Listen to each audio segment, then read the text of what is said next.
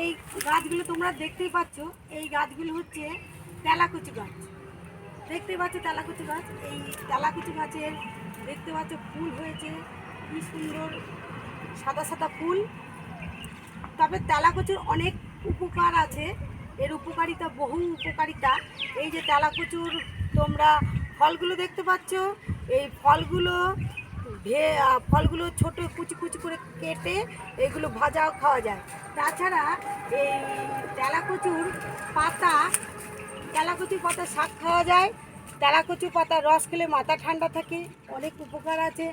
আর তেলাকুচুর যদি আমরা এই ডাঁটিগুলো ছোট্ট ছোট্ট করে কেটে আমরা শাক মতো ভাজা করি কিংবা চচ্চড়ি করি, তাও খেতে খুব ভালো লাগে। এর বহু উপকারিতা। এইগুলো হচ্ছে দেখতেই পাচ্ছ তোমরা, এই পুরোটাই হচ্ছে তেলাকুচুর গাছ। আমি যেভাবে বললাম তোমরা কোনো একদিন যদি সুযোগ পাও তাহলে রান্না করে খেয়ে দেখো, আশা করি তোমাদের ভালোই লাগবে। ধন্যবাদ।